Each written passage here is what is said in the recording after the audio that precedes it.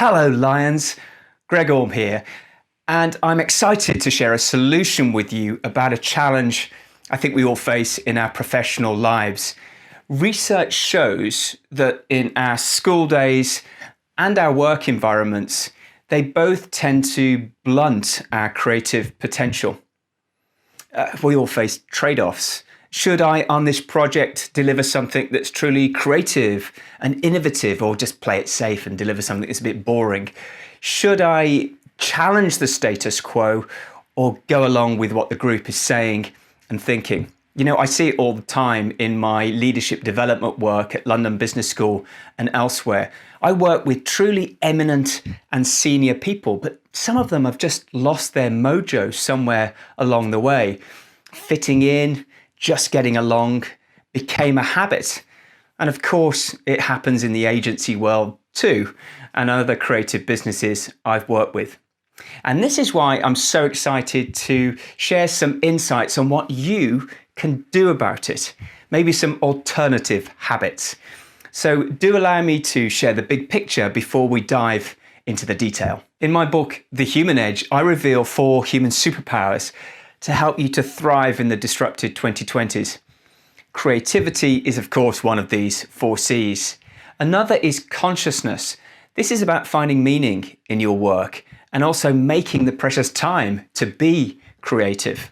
Collaboration is, of course, vital to turn your ideas into reality.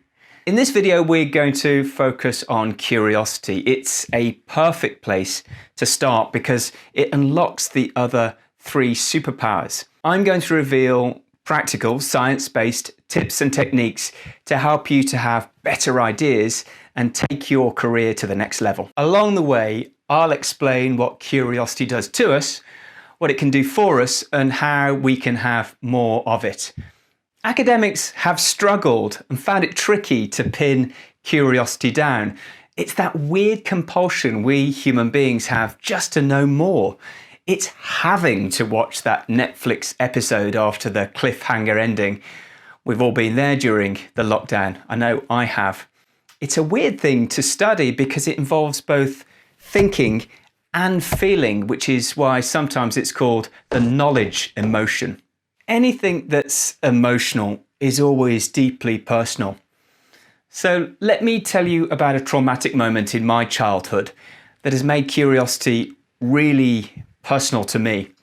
When I was 7 years old, my parents were really worried about me. I wasn't doing very well at school. Like a lot of boys of that age, I was more interested in going out and having fun than reading books. As a result, my reading age was 2 years younger than it should have been.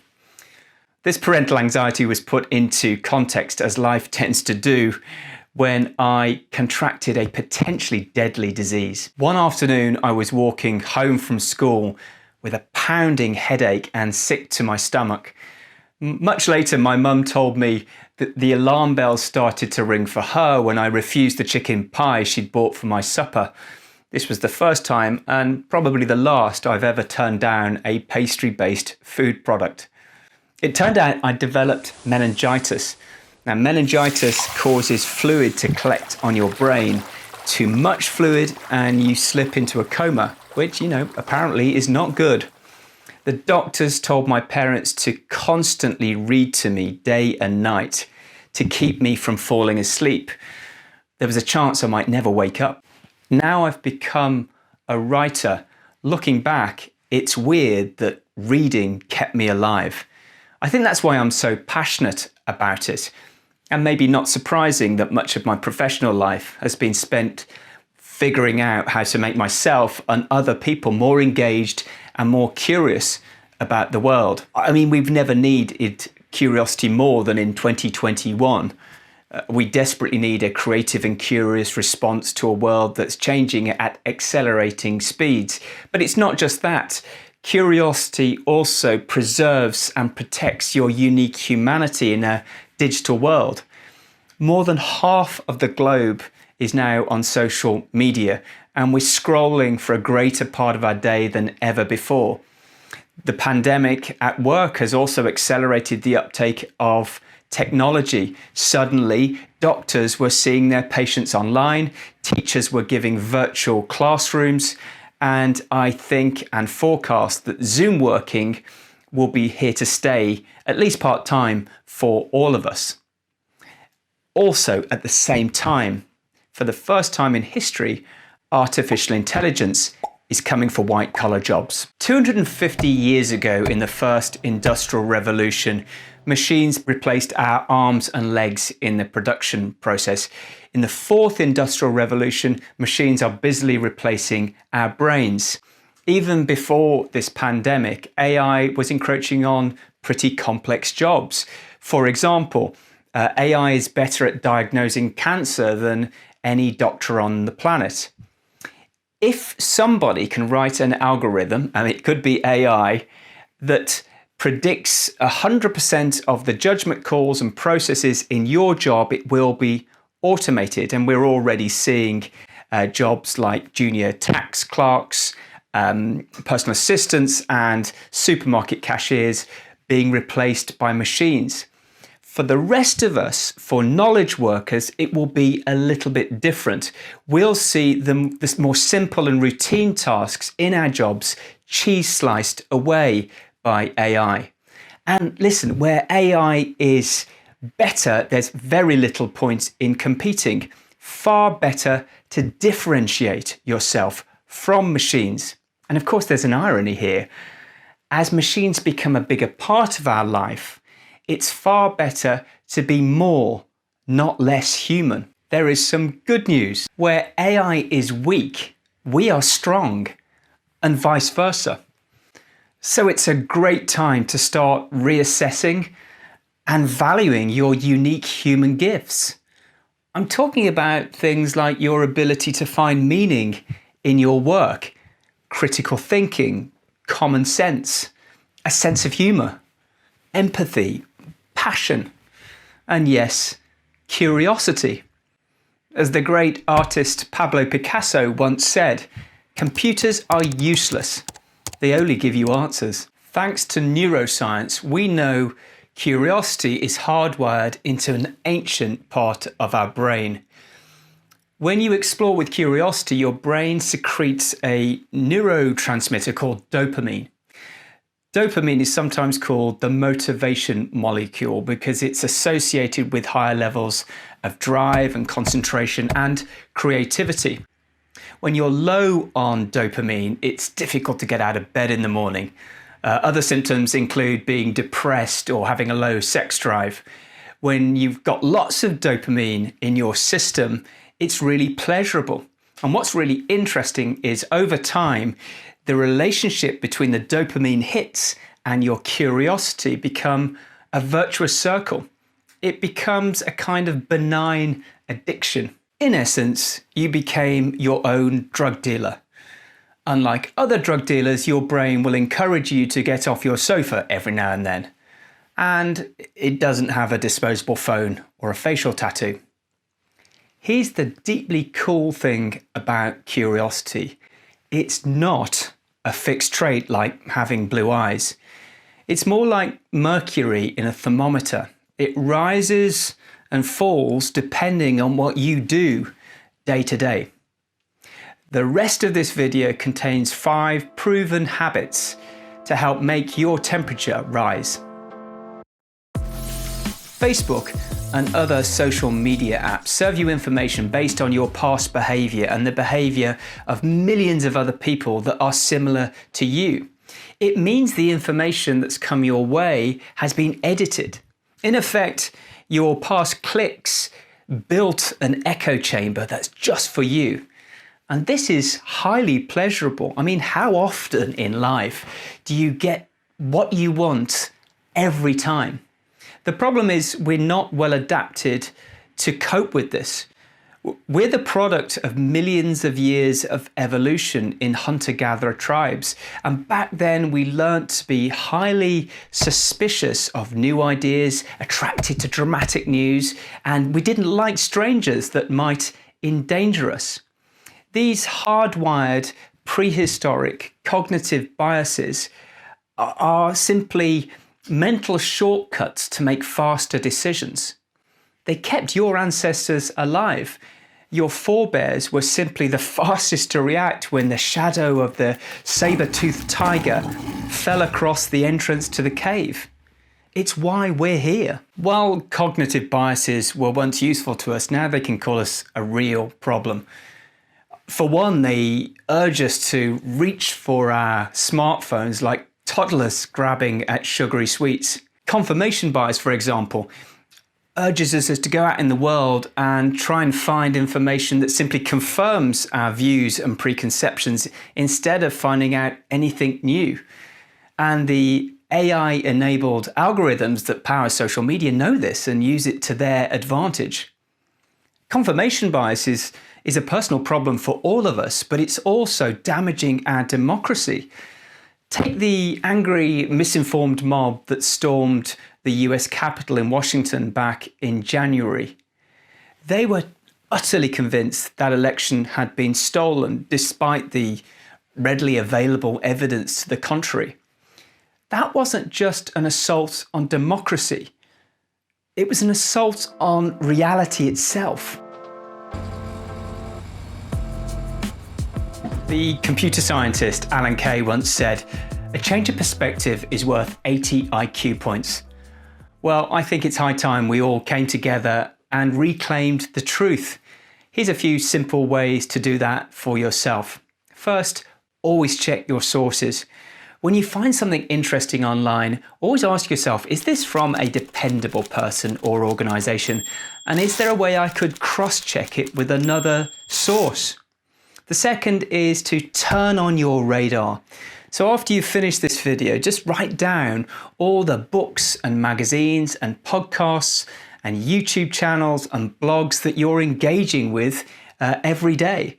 What are the conferences and training courses and groups that you're part of each year? How can you push yourself into new domains of knowledge? As the satirist Jonathan Swift once wrote, "Falsehood flies and the truth comes limping after it." Well, I think now lies are on digital steroids. So as a creative leader, it's never been more important to engage with what's actually going on, to form a fact-based view of the world. Well, I hope those simple things can help you to knock a few holes in that echo chamber that we all tend to build around ourselves. On to habit 3. The World Economic Forum recently forecast that every 4 years or so, around 40% of our knowledge base needs to be discarded and replaced with something new. In this fast-changing context, we all need to get comfortable with how to unlearn to relearn. Now, that takes time, which is always a scarce resource. And it doesn't help that we're being distracted on an unprecedented and industrial scale. The smartphone is the most successful consumer product in history. So why do so many of us feel we're being enslaved? It's because left unmanaged, smartphones destroy our ability to learn, to think, to create, because they constantly interrupt us. Of course, some of the apps are labor saving and you can access the world's knowledge through these incredible devices. But the issue is proximity. The proximity to specialized and personalized social media feeds and always on work emails can lead to addiction and continual distraction if you're not careful. In the acclaimed 2020 Netflix documentary, The Social Dilemma, the ex-Google strategist James Williams calls this effect the largest, most standardized, most centralized form of attentional control in human history. Let's just take my hero Albert Einstein as an example of how this might impact.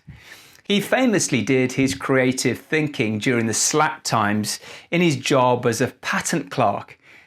Do you think we would have had his theories if he'd also had an Instagram account? It's pretty ironic that to successfully differentiate from artificial intelligence, we occasionally need to disengage from the devices it powers. As the ability to focus becomes less common, those who can do it will become more valuable. It can really help to be inspired by the learning habits of the world's most successful people. When Bill Gates was the executive chairman of Microsoft back in the 90s, he found a way to prioritize learning in his life. Every year, he would take 2 think weeks away from the office in a secluded cottage, and he would just read and reflect. And it was during these periods of solitude that he stumbled upon the ideas which powered Microsoft's success for decades. The list of learning junkies goes on and includes Walt Disney, Frank Lloyd Wright, Arnold Schwarzenegger, Oprah Winfrey, Warren Buffett, Steve Jobs, Jeff Bezos. It goes on. Now, for someone like Bill Gates, of course, a think week, an entire week, is a little bit easier to arrange. For the rest of us, that might be a challenge. But what you can do is try the 5-hour rule. This means, however busy you are, find 1 hour 5 times every week to work on your development, your learning, your curiosity. It really adds up over 6 months, over a year. In fact, it's life-changing. Have you ever noticed when you learn something new? It could be a new brand of car or a novel breed of dog or something about a new pair of shoes. Those things seem to turn up everywhere. The streets are full of them. This effect can be explained by an interesting piece of psychological research. Your curiosity follows an inverted U-shape. This means if you find out something new in a new domain of knowledge, it piques your interest to find out more. Your new obsession turns up everywhere. New knowledge in a new domain primes your brain to be more interested in that subject. It's kind of a self-fulfilling prophecy. It just goes on and drags you in. Becoming a knowledge explorer pays serious dividends for your creative potential. Creativity, innovation generally happens when one idea from a particular domain of knowledge jumps the fence and lands in a different field. Here's an example. Did you ever wonder why we have so many fonts in our word processor programs? It was because the late Steve Jobs snuck in the back of a calligraphy course after he dropped out of college. And that early experience of studying the art of handwriting made him a serious font nerd for the rest of his life. Learning new stuff builds little outposts in your mind. It's later when your brain builds a road between these outposts that you have a new idea. I'm sometimes asked, what's the best single piece of advice you'd give to someone hoping to be a better creative leader? This is it. Stop trying to provide all the answers. Instead, ask better questions. So curious questions are not closed questions. Those are the type asked by prosecution lawyers, which lead to a yes or no answer. Closed questions are pretty good at establishing the facts, but they don't take you anywhere new. Great questions are open questions. Questions like, why do we do it this way? What if we tried that way instead? Why not? Open questions lead to creative conversations. So may I suggest a new key performance indicator in your professional life? Questions per day. It's a fantastic way to measure how you express your own curiosity and the creative conversations that you spark around you. After I left hospital and recovered from meningitis, I was given a reading award by my primary school. Came with a prize, a copy of The Last of the Mohicans by James Fenimore Cooper. Now, I love reading, but I think you'd need to be 200 years old to like that book. I've checked, it's a reading age of 13 or upwards. I was 7, utterly baffled. I've kept my guilty secret all these years from my parents and my teachers. I never read it. Curiosity doesn't always click, it's personal. But if you try these 5 powerful but simple habits, you can grow your potential, demolish your echo chamber, Check your sources. Find time to unlearn, to relearn, become a knowledge explorer, ask better questions. Together they mix into a curiosity cocktail. It's a gateway drug to experimentation, invention, imagination. Take the blue pill for a lifetime of addiction to curiosity and creativity.